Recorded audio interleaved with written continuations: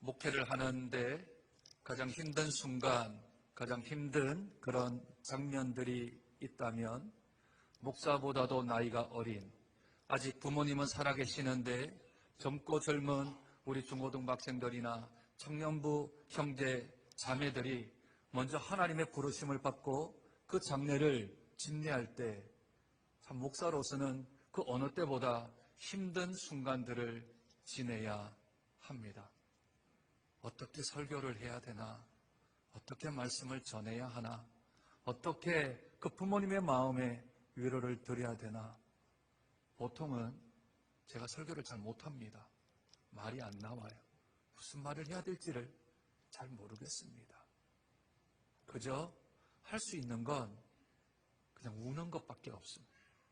목사가 그냥 할 말이 없어 너무 답답하고 너무 이 일을 받아들이기 어려워 그냥 울면 그냥 그것으로 울어만 주어도 우리 유가족들은 위로를 받는 모습도 보았습니다. 이렇게 젊은이가, 청년이, 청소년이 하나님의 부르심을 먼저 받았을 때에 참 이 성경 본문을 택하는 것이 쉽지 않습니다.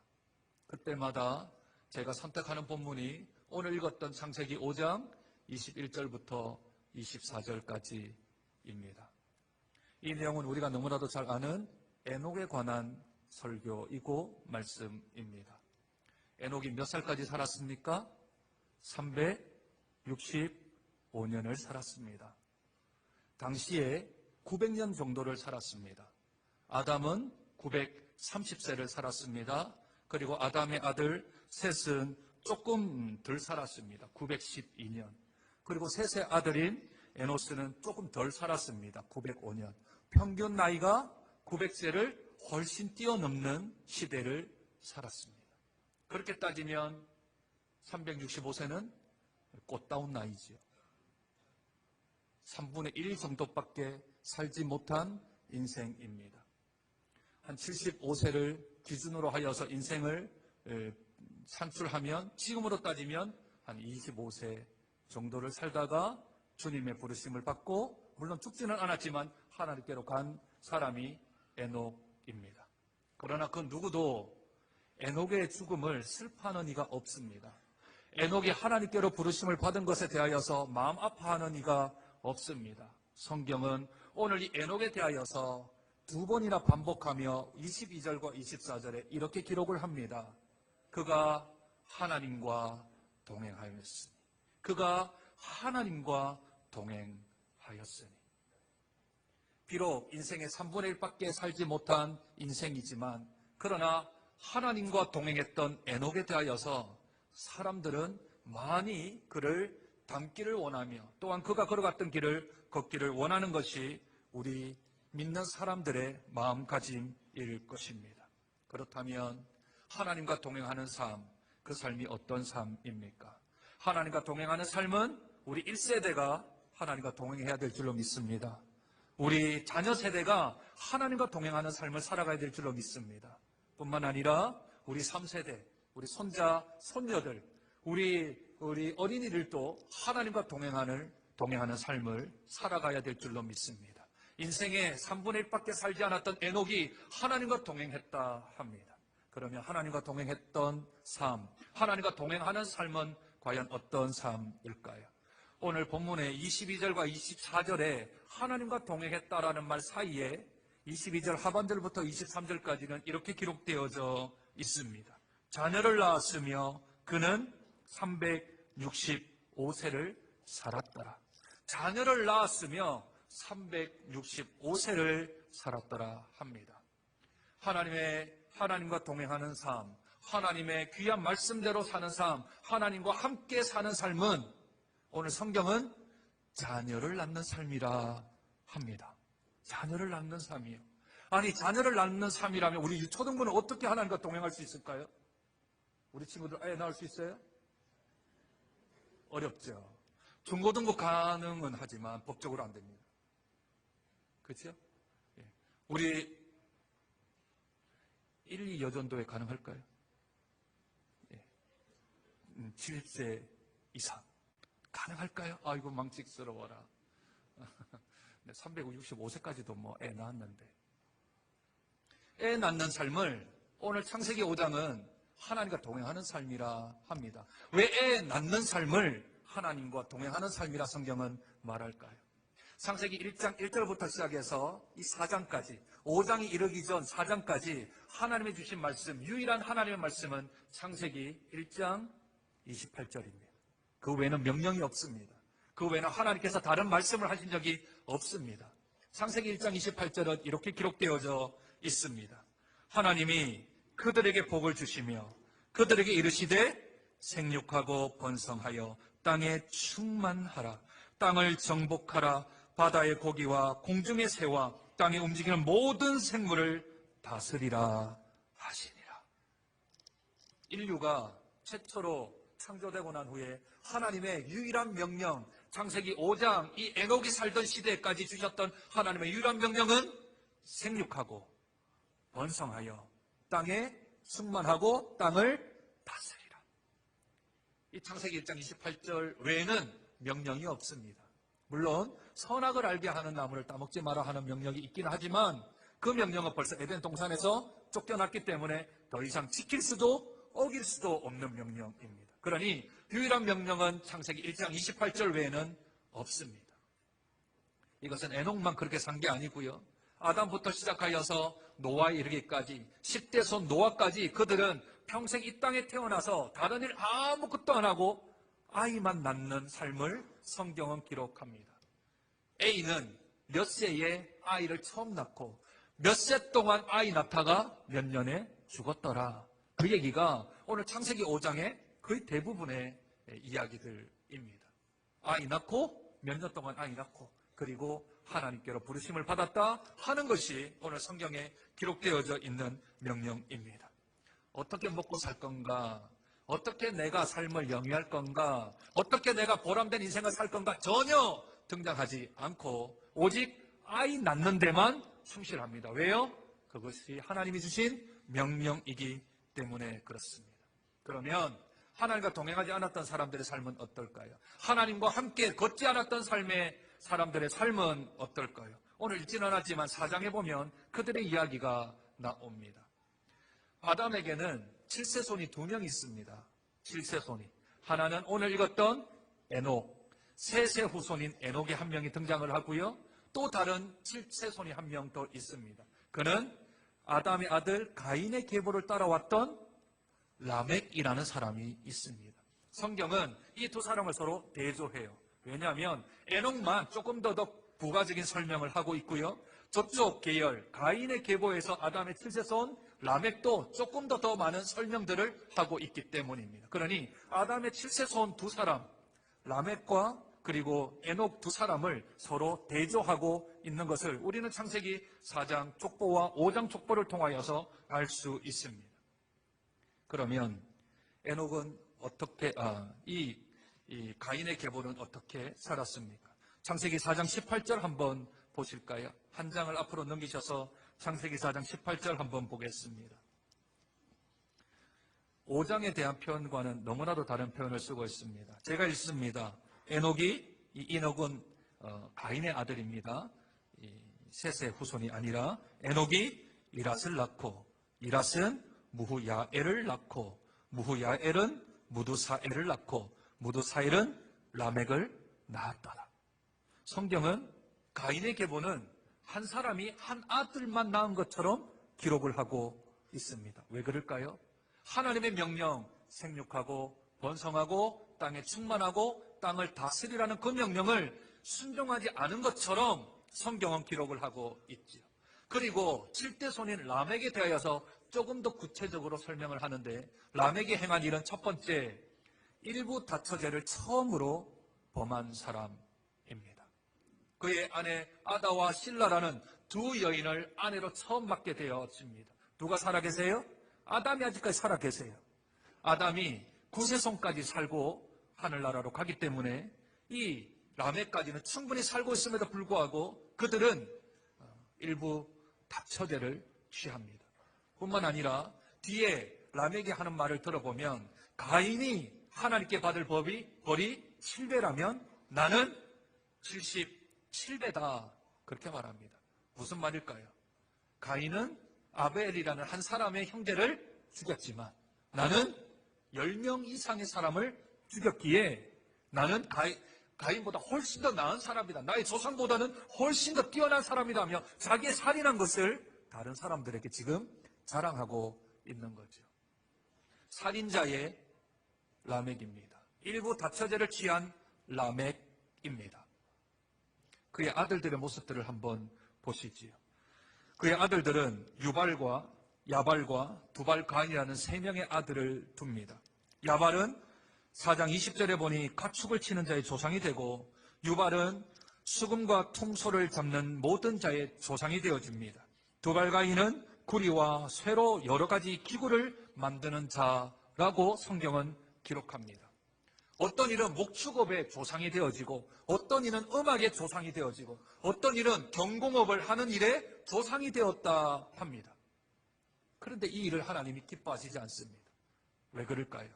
하나님이 먹고 사는 문제, 그들의 산업에 대한 문제, 그들의 레저를 즐기는 문제, 그들의 음악성을 하는 문제를 하나님이 명령하신 적이 없습니다. 그런데 이들은 하나님의 명령을 뒤로하고 자기 먹고 사는 문제, 자기 레저를 즐기는 일에 자기가 어떻게 하면 재산을 증식시킬까에 대한 그 부분만을 그들은 생각을 했던 거죠. 그리고 그런 삶을 살았습니다. 이들이 진짜 조상이 되었나요? 이들이 진짜 음악의 조상이 되어지고 이들이 진짜 목축업의 조상이 되어지고 이들이 기구를 만드는 자의 조상이 되었나요? 그렇지 않습니다. 노아 시대에 물홍수가 날 때 모든 이들이 다 수중에 장사되어져 버렸지요. 결국 하나님의 명령을 따르지 않은 자의 최후는 비참함으로 끝나게 되어지며 심판으로 걸어가게 되어집니다. 지금 창세기 5장 22절 23절에 아이를 낳는다라는 말은 우리에게는 다른 것으로 해석을 해야 합니다. 저와 여러분에게 주신 하나님의 말씀이 있습니까? 우리 올해 처음 하나님 앞에 나올 때 하나님께 주신 말씀들이 있습니까? 또는 우리 살아가는 삶 가운데 우리에게 주신 소중한 말씀이 있습니까? 그런데 그 말씀을 지키는 게 세상 사람들이 볼 때는 짐승도 아니고 어떻게 그렇게 애만 낳냐 하는 식으로 비웃는 적은 없나요? 교회 가면 밥이 나오냐? 교회 가면 돈이 나오냐? 교회 나오면 뭐가 나온다고 그렇게 교회 가냐? 하는 비아냥을 들은 적은 없습니까? 하나님 있으면 좀 보여줘봐라. 하나님 있으면 좀 우리에게 나타나게 해봐라. 하나님 있으면 좀 보여줘봐라 하며 우리에게 믿음에 대한 것을 평가절하시키는 세상의 말들은 듣지 않는가요? 교회 다닌다고 믿음 생활한다고 신앙 생활한다고 사람들이 우리들을 비아냥거린다면 그 일이 곧 그 옛날 아이 낳는다고 고백받고 아이 낳는다고 비아냥거리며 손가락질 받는 이들과 마찬가지이지만 그러나 인간의 본분은 하나님을 경외하는 것과 그분을 영원토록 찬송하는 것인 줄로 믿습니다. 그러니 세상에서 볼 때는 주일날 이 자리에 나와 일요일날 이 자리에 나와 한국 같은 이 시간에 잠을 자거나 레저를 즐기거나 다른 곳에 가서 모든 하는 일들보다 더 중요한 일이 하나님께 나와 예배하는 것이 우리에게 주신 명령이기에 그 명령을 따름으로 우리 영혼이 하나님 앞에 바람직하게 세워질 뿐만 아니라 주님의 명령을 따라 예배드리며 주님의 명령 따라 삶을 살아가는 우리들의 인생은 결코 가치 없는 인생이 아니라 전 인생을 토대로 하나님을 경외하며 경배하며 예배드리는 것이 가장 가치 있으며 가장 수준 있으며 가장 우리에게 귀한 평가를 받게 되어줄 줄로 믿습니다. 그러니 주신 말씀 붙들어야 합니다. 그것이 어떤 사람들이 어떻게 말하든지 상관없이 그 말씀 붙들고 살아가는 것이 하나님과 동행하는 삶인 줄로 믿습니다. 마치 세상이 볼 때는 어리석은 것 같고 세상이 볼 때는 의미가 없고 세상이 볼 때는 가치 없는 것 같아도 하나님의 말씀이라면 그 말씀 붙들고 생명 붙들고 그 말씀을 지켜야 되는 줄로 믿습니다. 우리 유초등부 친구들 알아들었죠? 네, 고마워요. 좀 오늘 어렵지만 잘 이해해 주세요. 창세기에는 더 이상 에녹에 대한 이야기가 나오지를 않습니다. 에녹에 대한 이야기는 두 군데 더 나오는데 그 한 가지가 히브리서 11장 5절과 6절에 등장을 합니다. 오늘 수고스럽겠지만 성경책 가져오신 분들은 신약성경 365쪽을 한번 펴보시죠. 신약성경 365쪽 히브리서 11장 6절의 말씀입니다. 히브리서 11장 6절 말씀 신약성경 365쪽 우리 찾으셨으면 큰 소리로 함께 하나님 말씀 읽었으면 좋겠습니다. 히브리서 11장 6절입니다. 큰 소리로 읽습니다. 시작. 믿음이 없이는 하나님을 기쁘시게 하지 못하나니 하나님께 나아가는 자는 반드시 그가 계신 것과 또한 그가 자기를 찾는 자들에게 상 주시는 이심을 믿어야 할지니라. 아멘. 11장 5절에 뭐로 시작하지요? 믿음으로 에녹은. 그러니 5절에 대한 내용은 6절과 연결되어져 있기 때문에 우리가 읽었던 이 유명한 구절 히브리서 11장 6절의 말씀은 에녹과 연결되어져 있는 말씀입니다. 에녹은 두 가지의 믿음이 있었습니다. 그 한 가지 첫 번째는 살아계신 하나님이 계시다. 살아계신 하나님이 지금 계시다라고 하는 믿음이 그에게 있었습니다. 아니, 하나님이 창조한 지 얼마 안 됐고 아담이 지금 버젓이 살아있으면 사람들이 다 믿을 것 같죠? 그죠? 아담을 우리가 보면 이 땅에 하나님이 이 세상을 창조하셨고 최초의 인류를 만들었으며 그리고 에덴 동산을 직접 살았고 보았던 아담을 보면 사람들이 다 하나님을 믿지 않을까요? 그런데 그렇지 않았습니다. 창세기 4장 26절에 보면 셋도 아들을 낳고 그 이름을 에노스라 하였으며 그때의 사람들이 비로소 여호와의 이름을 불렀더라. 셋이 아담의 세 번째 아들입니다. 그런데 그 셋이 에노스를 낳았을 때에 비로소 사람들이 여호와의 이름을 불렀다. 여기서 불렀다라는 말은 하나님을 부른다 하는 것은 예배를 드리고 제사를 드린다는 말입니다. 그러니 셋이 에노스를 낳기 전까지 가인의 계보에 있는 사람들은 하나님 앞에 예배를 드리지 않았던 사람입니다. 왜냐하면 그들이 살아계신 하나님을 믿지 않았기 때문입니다. 그러니까 자기들 마음대로 목축 치는 자의 조상 되고 기계 만드는 자의 조상이 되어지고 음악, 청소와 소금을 만든 자의 조상이 되어서 하나님의 명령과는 전혀 상관없는 다른 길을 걸어갔던 것이지요. 그러나 에녹은 그가 계신 것, 하나님이 찾는 자들에게 그가 계신 것을 그가 믿었다. 성경은 우리에게 말씀합니다. 사랑하는 우리 장전의 성도 여러분, 하나님이 나와 함께 하시는 것을 믿습니까? 하나님이 살아계심을 믿습니까? 그렇다면 내 행동에 있어서 구별된 삶이 필요할 줄로 믿습니다. 하나님이 나와 함께 계시는데 언제 조심해야 합니까? 예수 믿는 사람들이 없는 곳에서 조심해야 합니다. 예수 믿는 사람들이 보고 있으면 사람들이 조금 더 경직된 상태로 내 삶을 절제하고 조절을 합니다. 그런데 사람이 안 보는 곳, 특별히 믿는 사람이 없는 곳, 믿는 사람이 없는 사무실, 믿는 사람이 없는 우리 직장, 믿는 사람이 없는 학교에서는 내 마음대로 하거나 또는 내가 하나님을 믿는 사람이라고 모르는 사람들 앞에서는 그저 내 행동이 전혀 절제되지 아니하고 정죄되지 아니하며 온전히 내 마음대로 살아가는 우리의 모습들이 있게 되어집니다. 또 한 군데 더요. 나 혼자 있을 때. 나 혼자 있을 때. 아무도 없어요. 아무도 없고 나 혼자 있어요. 그때 내가 하나님과 함께 있다는 것을 기억해야 합니다. 사람은 안 봅니다. 말도 없습니다. 소문도 없습니다. 나만 압니다. 그런데 나 혼자 있을 때 나 혼자 있는 것이 아니라 나와 하나님이 함께 계시다는 것을 잊지 말아야 합니다. 옛날 청년부 사역할 때 이 설교를 한번 하고 나서 청년들에게 그렇게 도전을 주었습니다. 오늘 집에 가서 컴퓨터 점검해라. 컴퓨터를 오늘 목사님이 볼 거다. 모든 파일을 다 열어볼 거다. 모든 인터넷에 들어갔던 사이트 다 들어가 볼 거다. 혹시 조금이라도 부끄러움이 있는 사이트가 있으면 다 지워라. 왜냐하면 목사가 보아서 부끄러울 것 같으면, 목사가 보아서 찔릴 것 같으면 하나님 보시면 우신다. 그리고 청년들 앞에, 샤워장 앞에 우리의 거룩은 이것이니 곧 거룩함이라 하는 구절을 코팅해가지고 샤워실에 다 붙이라 그랬습니다.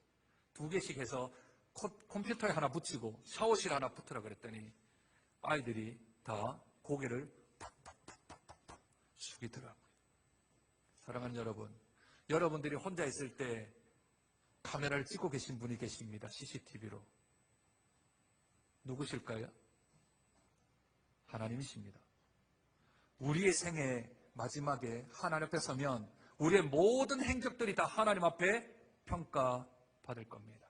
사람은 안 받습니다. 사람은 모릅니다. 그러나 하나님은 속일 수가 없습니다. 요셉이 보디발의 아내가 자기를 유혹할 때, 야, 사람 없다. 아무도 없다.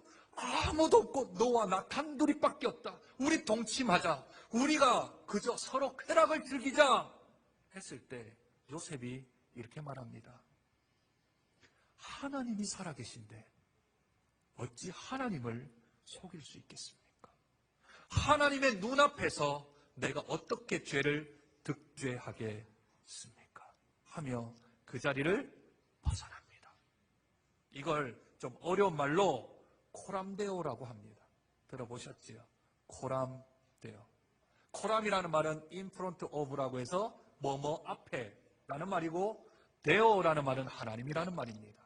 그래서 그 말의 뜻은 내가 하나님 앞에서 살아간다 라는 뜻입니다. 코람데오. 하나님이 내 앞에 계신다. 하나님이 나와 함께 계신다. 그것을 기억하면 내 행동 가운데 얼마간의 행동들은 절제가 되어집니다. 내가 하는 말들에 있어서 얼마 말들은 변화가 되어야 합니다. 내 삶에 사는 양식들이 얼마 정도는 바뀌어야 합니다. 왜냐하면 하나님이 나와 함께 계시기 때문입니다. 그것을 믿는 믿음이 에녹에게는 있었고 그 믿음 때문에 하나님은 그 에녹과 동행하셨습니다. 두 번째 믿음은 그를 찾는 자, 하나님을 찾는 자, 그 분이 나에게 뭘 주신다고요? 뭘 주신다고요? 상을 주신다고요. 그분이 나에게 상을 주신다고요. 성경 다른 말로 표현하면 하나님이 복의 근원이 되십니다. 복을 찾아 여기저기 기웃거리지 않습니다. 내 앞에 운세를 찾아 내가 인터넷을 뒤지거나 신문을 뒤지지 않습니다. 내 이름은 어떤가 하며 사주팔자를 보지 않습니다. 우리 자녀들의 앞길을 위하여 궁합을 보지 않습니다. 왜냐하면 우리 자녀나 나의 인생을 하나님이 붙들고 계시기 때문입니다. 만약 사주팔자 궁합이 안 좋더라도 우리 하나님께서 그 안 좋은 것들을 다 바꾸실 수 있는 전능하신 하나님이십니다. 그러니 복을 딴 데 가서 찾지 마십시오. 복을 딴 데 가서 구걸하지 마십시오. 돈 주고 복을 살 생각 아예 하지 마십시오. 하나님이 복의 근원이십니다. 저는 어릴 때 예수 안 믿는 가정에서 태어났습니다. 그래서 이런 말들을 참 많이 들었습니다. 다리 떨지 마라, 복 나간다. 운 좋다. 재수 좋다. 행운이다. 아이고 내 팔자야. 손 없는 날, 귀신 없는 날 이사해야 복 받는다. 얘야 들어올 때 문 닫아라, 복 나간다. 예수 믿는 사람들이 하지 말아야 될 말들입니다. 왜냐하면 문을 닫고 안 닫고 복이 들어갔다 나왔다 하는 게 아니고요. 그 가정에 하나님이 계시면 복 받습니다. 이사를 하는 날 손이 있든 없든 귀신이 뭐 어떻게 팔짝팔짝 뛰고 덤벼도 하나님이 함께 계시는 사람을 어찌 감당하겠습니까? 그러니 우리 사랑하는 장정교회 여러분들은 손 있는 날, 그것도 아주 많은 날 이사하시기를 바랍니다. 그날 하면 이사비가 절반도 안 듭니다. 그리고 이사하시는 분들이 좀 불안해합니다. 이사하시는 좀 불안해하세요. 손이 많으니까 혹시 깨질 거 있나, 혹시 교통사고 나지 않을까 불안해합니다. 그러면 이렇게 말씀드리면 됩니다. 성경책을 보여드리고 저는 신실한 하나님의 자녀입니다. 귀신들은 물러갈지어니 이사가 안전할지로다 하시며 손 많은 날, 제일 많은 날, 그날 이사하시길 바랍니다. 제가 대구 문경에서 우리 교회 부임할 때요 이사를 했었는데 그날이 최고로 손 많은 날이었습니다. 그래서 이사하시는 분이 좀 겁을 내시더라고요. 우리 사장님, 저를 이제 신분을 안 밝혔으니까, 사장님, 이 사시다가 혹시 뭐 그릇이 깨지거나, 뭐 어떤 가구가 뭐 이렇게 파손이 되거나 하는 일들 생길지도 모르니까, 그건 조금, 이렇게 감안해 주십시오. 그래서, 예, 알겠습니다. 괜찮습니다. 하고 저희 집에 오셨는데, 이제 짐을 옮기려고 보니까 뭐가 쭉 있어요? 신학책들이 많잖아요. 신학책들이. 그래서, 혹시 목사님? 그래서 예, 목사입니다. 그랬더니 그럼 오늘 괜찮습니다. 안전합니다. 이삿짐 센터도 목사가 손 많은 날 이사해도 전혀 그 손이 타지 않는 걸 그분들도 잘 알고 계시다고요. 오늘 안전하겠습니다. 그래서 이사 잘 했고요. 그리고 저희가 사택 교회에서 구입을 해주셔서 이사 갈 때 그날 또 손 제일 많은 날 했습니다. 지금 이제 2년 다 돼 가는데 잘 먹고 잘 살고 있습니다. 그런데 현혹되지 마십시오. 우리 하나님의 권세가 얼마나 큰지 아십니까? 천하 만물을 지으신 하나님이십니다. 모든 공중곳의 자본자들이, 사탄들이, 귀신들이 덜덜덜덜 떠시는 하나님이십니다. 우리 하나님 앞에 어떠한 것도 우리를 해할 수 없습니다. 특별히 하나님의 영이 거하는 자, 성령이 우리 안에 거하는 자는 절대 귀신 들리지 않습니다. 영향력은 받을 수 있습니다. 유혹은 받을 수 있지만 귀신은 절대 성령이 거하는 사람에게 얼씬도 하지 못합니다. 그때마다 예수의 이름으로 선포하십시오. 더러운 귀신들아, 예수의 이름으로 명하노니 물러갈지어다. 그 선포하시면 그 복의 근원 되신 하나님께서 우리와 함께 하심으로 우리 어깨 딱 펴고 고개 뻣뻣이 들고 하나님의 자녀로서 너끈히 살아가게 되어질 줄로 믿습니다. 그 믿음이 에녹에게 있었습니다. 그래서 하나님이 기뻐하셨습니다. 내가 살아있는 것을 믿는 에녹, 내가 복의 근원인 것을 아는, 내가 상을 주는 근본임을 아는 에녹, 그에게 하나님께서 함께 하셨습니다. 얼마나 사랑하셨던지 산채로 그를 데려가셨습니다. 죽어서 간 게 아니라 산채로 하나님께서 데려가셨습니다. 근데 살아있을 때 에녹에게 내가 너를 참 기뻐한다, 내가 너를 참 사랑한다 라는 표로 증거를 하나 주셨습니다. 히브리서 11장 펴놓고 계시지요? 우리 5절을 한 번 더 읽어야 됩니다. 5절 덮으셨어요? 다시 피세요. 신약성경 365쪽에 있는 5절을 한번 읽어야 합니다. 우리 한번 같이 읽으시지요? 시작. 믿음으로 에녹은 죽음을 보지 않고 옮겨졌으니 하나님을 그를 옮기심으로 다시 보이지 아니하였느니라. 그는 옮기기 전에 하나님을 기쁘시게 하는 자라 하는, 하나님을 기쁘시게 하는 뭘 받았다고요? 증거를 받았다고요. 에녹은 하나님을 기쁘시게 한다, 나를 기쁘게 한다 하는 하나님이 무슨 증거를 하나 주셨어요. 그 증거를 주었더니 일어난 일이 무엇인가 하면, 죄송합니다. 한 번만 더 성경을 좀 찾아 주십시오. 신약성경 398쪽을 좀 넘겨봐 주십시오. 신약성경 398쪽입니다. 유다서는 한 장밖에 없기 때문에 1장이라고 말하지 아니하고 유다서 14절, 15절 찾아 같이 읽었으면 좋겠습니다. 신약성경 398쪽 유다서 14절, 15절입니다. 우리 큰 소리로 함께 같이 읽겠습니다. 시작. 아담의 칠세 손 에녹이 이 사람들에게 대하여도 예언하여 이르되 보라, 주께서 그 수만의 거룩한 자와 함께 임하셨나니 이는 뭇사람을 심판하사 모든 경건하지 않은 자가 경건하지 않게 행한 모든 경건하지 않은 일들과 경건하지 않은 죄인들이 주를 거슬러 한 모든 완악한 말들로 말미암아 그들을 정죄하려 하심이라. 아멘. 에녹이 뭘 했다고요? 예언을 했다고요. 에녹이 예언을 했어요. 300년 동안 아이를 낳았습니다. 300년 동안 하나님을 기쁘시게 하는 믿음, 그가 살아계신 것과 그를 찾는 자에게 상 주시는 자이심을 믿는 믿음이 있었습니다. 그 믿음 때문에 하나님이 기쁜데, 사랑스러운데, 내가 뭔가를 좀 하나를 주고 싶은데 뭘 줄까 하다가 하나님이 앞으로 일어날 일에 대하여서 미리 보게 하셨습니다. 그래서 그가 예언합니다. 예언. 앞으로 일어날 일에 대하여서 미리 말하는 것을 예언이라고 말하지요. 어떤 예언을 합니까? 이 땅에 뭐가 있다고요? 심판이 있다고. 그 심판의 자리에 누가 오신다고요? 주께서 그 수많은 거룩한 자와 함께 임한다고요. 그 심판이 일어나게 되면 어떤 일이 일어나냐면, 좀 말이 복잡긴 한데, 경건치 않은 자가 하는 말, 경건치 않은 자들이 지었던 행위들, 그것 때문에 그들이 정죄함을 받고 심판을 받는다는 예언을 한 것입니다. 그 심판이 뭘까요? 앞으로 있게 될 노아의 홍수를 통하여서 하나님 말씀대로 살지 않았던, 그래서 아이 낳지 아니하고 자기 레저 즐기고 자기 살 길 찾고 먹을 것 찾으며 자기 재산의 증식을 위하여 했던 그 모든 경건치 않은 말과 일들 때문에 그들이 심판받을 것이다 라고 하는 예언을 했다. 하나님이 언제 그 기쁘시게 하는 증거를 주셨을까? 신학자들이 연구를 많이 해보았습니다. 그랬더니 내린 결론이 이겁니다.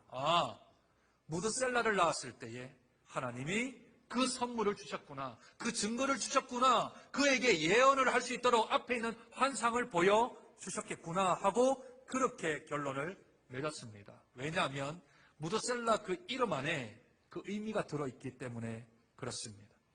무드셀라는 두 히브리 단어가 합쳐져 있는 이름입니다. 첫 번째는 무트라는 단어입니다. 끊어지다, 그치다 라는 뜻입니다. 셀라, 어디서 많이 본 것 같습니다. 어디서 많이 봤죠? 시편에 보면 괄호가 되어서 셀라 이렇게 되어져 있죠. 참고적으로 시편 읽을 때 셀라는 읽으면 안 됩니다. 그것은 악상기호입니다. 시편은 음악으로 되어져 있고 시로 되어 있잖아요. 그래서 셀라는 크리센도라는 뜻입니다. 점점 크게 불러라. 점점 크게 외쳐라. 그래서 시편 읽을 때 셀라 읽으시면 모르는구나 그렇게 생각하면 됩니다. 그러면 점점 크게 외치는 소리가 무트 끊어지다. 또 이 셀라라는 말은 히브리는 모음이 없거든요. 자음만 있는데 거기에다가 모음을 조금 바꾸면 그것이 샬롬이 되어집니다. 어근이 똑같아요. 그러면 샬롬은 뭐죠? 평안, 평화. 평안과 평안이 끊어지다. 그 얘기는 아마도 물속에 빠져서 사람들이 죽어가는 그 외치는 소리가 끊어진 홍수에 대한 환상을 하나님이 65세 때 에녹에게 보여주셔서 그 아들의 이름을 무드셀라, 무트셀라라고 이름을 지은 것으로 봅니다. 그에 대한 증거가 뭐예요? 하고 묻습니다. 무드셀라의 가장 유명한 점은 뭡니까? 그의 나이가 969세를 살아서 성경상의 최장수 이름으로 성경 퀴즈 낼 때 거의 빠뜨리지 않고 나오지요. 그런데 그 나이 안에 더 큰 의미가 있습니다. 이제 산수를 좀 할 겁니다. 아침이지만 좀 머리를 좀 잘 한번 굴려보세요. 우리 초등부 친구들도 산수 잘 할 수 있죠? 네, 우리 창세기 5장으로 다시 돌아갑니다. 창세기 5장입니다. 창세기 5장 25절부터 잘 한번 눈으로 한번 따라와 보십시오. 무드셀라는 187세에 라멕을 낳았습니다. 몇 살이에요? 187세입니다.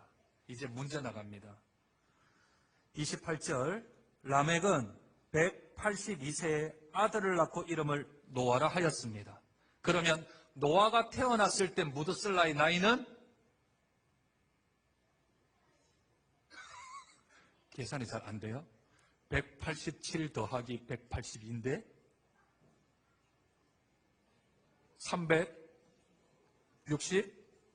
369죠? 굳이 6이 아니고 끝자리가 2와 7로 더하는데 몇 살이라고요? 무드셀라가 노아를 낳았을 때, 노아를 낳은 게 아니죠. 무드셀라가 자기 손자 노아가 태어났을 때 나이가 369세죠. 홍수가 노아 몇 살 때 나나요? 몰라도 됩니다. 성경에 기록되어져 있기 때문에 대답 안 해도 됩니다. 노아 600세 때 홍수가 납니다. 그러면 홍수 날 때 무드셀라의 나이가 369 더하기 600이면 969세가 되죠. 그래서 무드셀라가 죽는 해에 그 해에 홍수가 납니다. 그의 이름이 무슨 뜻이라고요? 점점 크게 외치는 소리가 끊어지다. 평안이 끊어지다. 그러니 에녹에게 하나님께서 예언을 주셨는데, 기쁘시게 하는 자라는 증거를 주셨는데, 그 증거가 뭐냐면 이 땅에 심판이 있을 거다. 경건치 않은 자의 모든 말들과 경건치 않은 자들의 모든 일들로 인하여 이 땅에 심판이 있을 것이다 라는 것을 하나님이 기뻐하는 자, 사랑하는 자에게 증거를 주셨습니다. 사랑하는 성도 여러분, 예언하고 싶으십니까? 앞으로 일어날 일에 대해 예언하고 싶으십니까? 어떤 일이 일어날지에 대한 예언하고 싶으십니까? 저와 여러분은 하나님이 기쁘시게 함을 입은 사람들인 줄로 믿습니다. 그리고 저와 여러분들에게 하나님이 그 기쁘시게 하는 자라는 증거를 주신 줄로 믿습니다.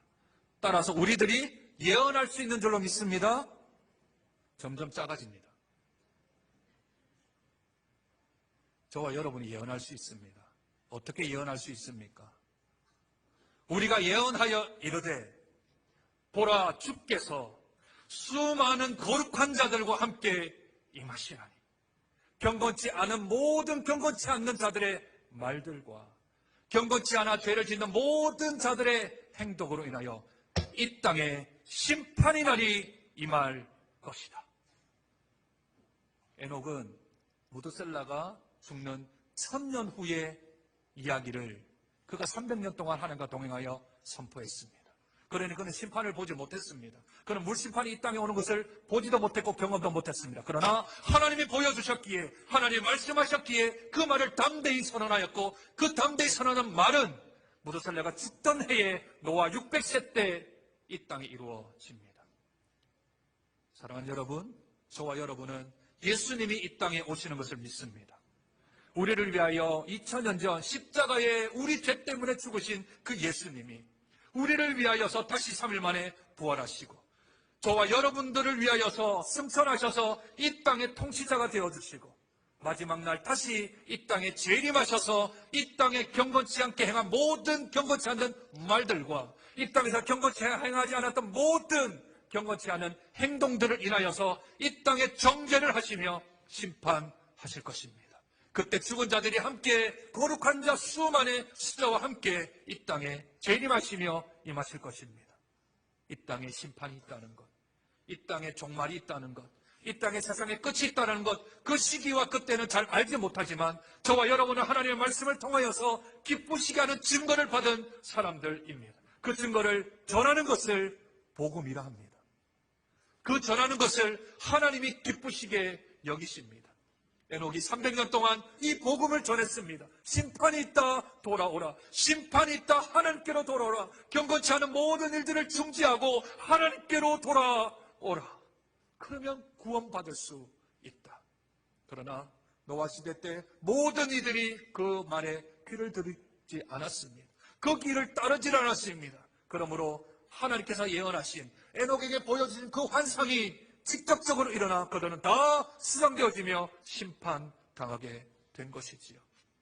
저와 여러분들은 하나님 주신 귀한 성경책을 통하여서 이 땅에 일어날 일을 알고 있고 예언할 수 있으며 기쁘시게 하는 증거를 받은 사람인 줄로 믿습니다. 그러니 이 땅에 심판이 있다는 것을 알려야 합니다. 이 땅에 끝이 있다는 것을 알려야 합니다. 그래야 그들이 그 죄에서 돌이켜 주께로 나와 영원한 하나님의 백성, 천국의 백성이 되어질 줄로 믿습니다. 우리 사랑하는 1세대 우리 어르신들, 우리 사랑하는 중간 2세대 우리 장년들, 우리 그리고 3세대 우리 주일학교 학생들 모두가 다 하나님과 동행하는 복된 인생을 살아가기를 축복합니다.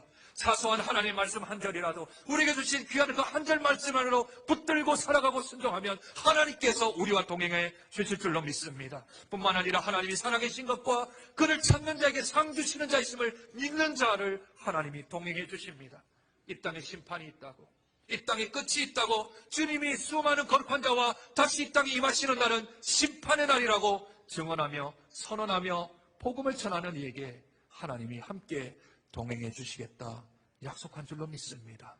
남겨져 있는 2019년 한 해 동안 하나님과 동행함으로 주님 기쁘시게 드리고 살아계신 하나님을 경험하는 복된 인생을 살아가는 우리 1세대, 2세대, 3세대 모든 장전의 식구들 되어 주시기를 주님의 이름으로 축복드립니다. 이 시간 함께 기도했으면 좋겠습니다. 1세대는 2세대와 3세대를 위하여서, 2세대는 1세대와 3세대를 위하여서, 우리 3세대, 우리 손자, 손녀 세대는 우리 할아버지와 할머니와 부모님을 위해서 이 시간 함께 기도하되 하나님과 동행하는 삶을 살 수 있도록 도와주시되 하나님 말씀 한 구절이라도 지키며 순종하는 삶을 살 수 있도록 그가 살아계신 것과 그를 찾는 자에게 상을 주시는 하나님을 믿는 믿음이 있을 수 있도록 이 땅에 심판이 있고 끝이 있다라는 것을 알고 복음을 전하는 이들이 되어질 수 있도록 우리 다음 세대 우리 어른들을 위해서 이 시간 함께 기도하며 나아갑니다. 하나님 아버지 은혜와 사랑을 감사합니다. 하나님 귀한 하나님과 동행하는 삶을 통하여서 우리가 어떻게 살아가야 될지 무엇을 해야 될지 알게 하시니 감사합니다. 하나님 은혜 가운데 붙들어 주셔서 우리 1세대를 축복하여 주옵소서. 믿음의 발걸음을 걸어갔던 귀한 아버지 하나님이 어르신들입니다. 하나님 남은 생애 동안 몸 건강하시고 정신 어리지 아니하며 우리 하나님께 기도함으로 믿음의 전수와 신앙의 계승들이 일어나는 복된 우리 어르신들 1세대가 되어줄 수 있도록 주님 축복하여 주옵소서. 2세대를 축복합니다. 은혜 가운데 붙들어 두시고 믿음 가운데 잡아주셔서 아버지 하나님 우리 사랑하는 2세대를 통하여서 교량의 역할, 다리의 역할들을 잘 감당하여 아버지는 신앙을 다시 받고 또한 이어줄 수 있는 귀한 가게의 역할들을 감당할 수 있도록 은혜 더하여 주시기를 원하고 기도합니다. 하나님 3세대를 위해 기도합니다. 우리 자라나는 세대, 아버지는 영적으로 혼탁한 2세대를 살아가야 합니다. 은혜 가운데 붙들어 주시고 믿음 가운데 잡아주셔서 믿음의 정조를 지키며 신앙의 순결을 지켜나가는 복된 주의 자녀를 되어줄 수 있도록 은혜 더하여 주셔서 우리 사랑하는 장전에 속한 모든 1세대, 2세대, 3세대가 하나님과 동행하며 하나님과 함께 살아가는 복된 인생을 살아갈 수 있도록 주께서 은혜를 더하여 주시고 거룩한 신부로 아버지의 영광스러운 교회란 시험을 받을 수 있도록 하나님 은혜를 더하여 주시고 능력 가운데로 지어붙도록 주시옵소서. 하나님 고맙습니다. 감사합니다. 주의 은혜 가운데 살게 하시니 감사합니다. 하나님과 동행하는 삶을 살게 하여 주시옵소서.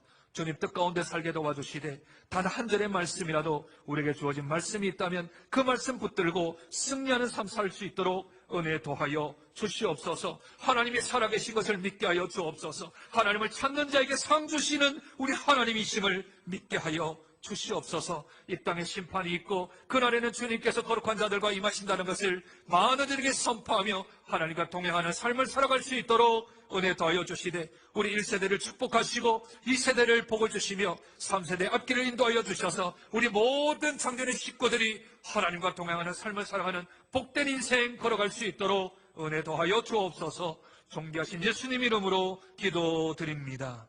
아멘.